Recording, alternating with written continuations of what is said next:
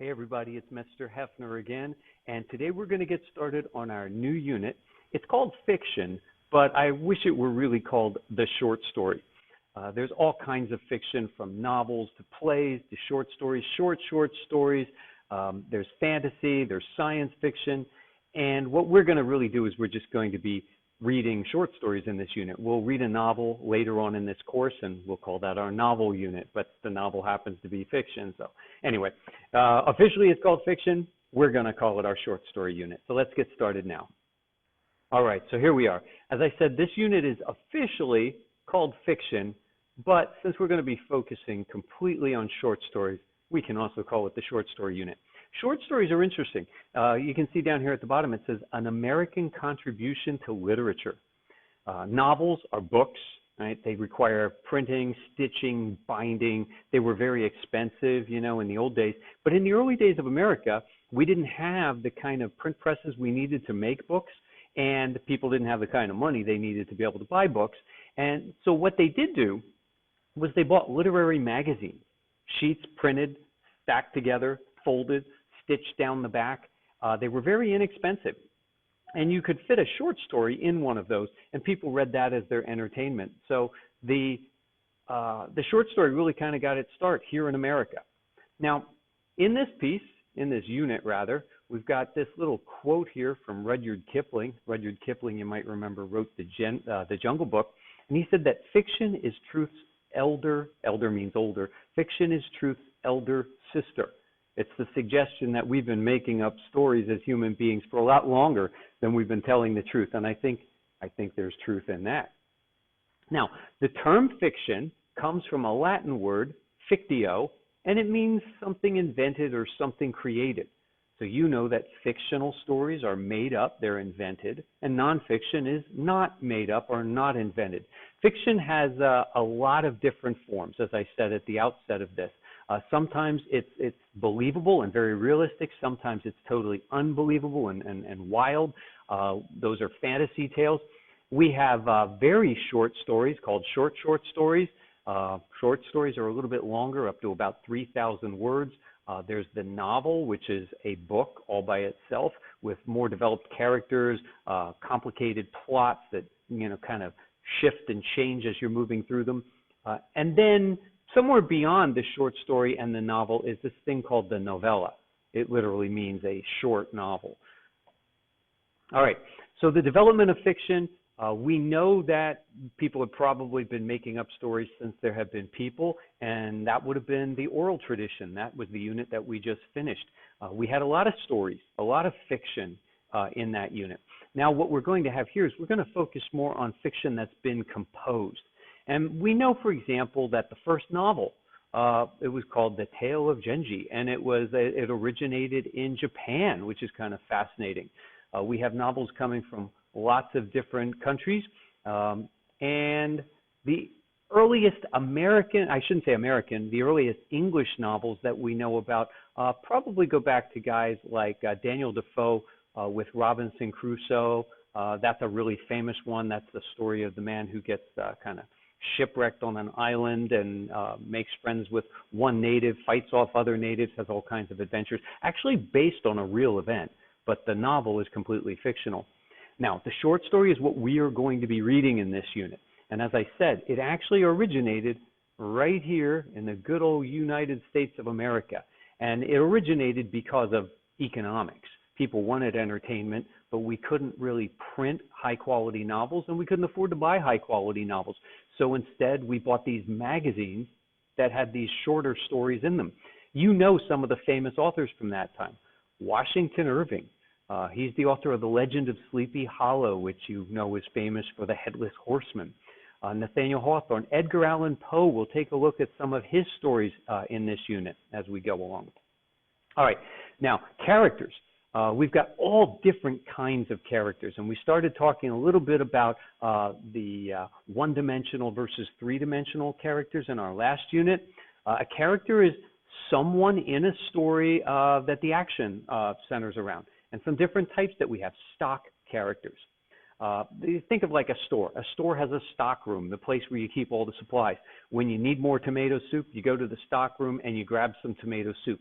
That's almost what stock characters are like. They're these characters that are the same from one story to the next, and you just sort of grab them off the shelf and put them in your story. For instance, like the villain. Villains often have some of the very same characteristics to them. School teachers. If you've ever watched The Simpsons, you have Mrs. Krabappel. You know, she's this teacher who hates kids. That's sort of a caricature, but you've seen that kind of teacher show up in lots and lots of comedic forms over the years, probably. Then you have your two main types, your protagonist and your antagonist. Your protagonist is your main character. It's your hero of the story. It's the one that we're kind of rooting for as he or she tries to achieve whatever it is he or she wants as the story goes along. And then the antagonist stands in the way or is in conflict with the protagonist. Major characters are ones with major roles in the story. Minor characters play lesser roles, but I don't want to say that minor characters are unimportant. Sometimes, and this is one of the prompts you have for weekly reader responses, sometimes a minor character plays an absolutely essential role. May not be big. If you know the Harry Potter series, for instance, take a look at Neville Longbottom.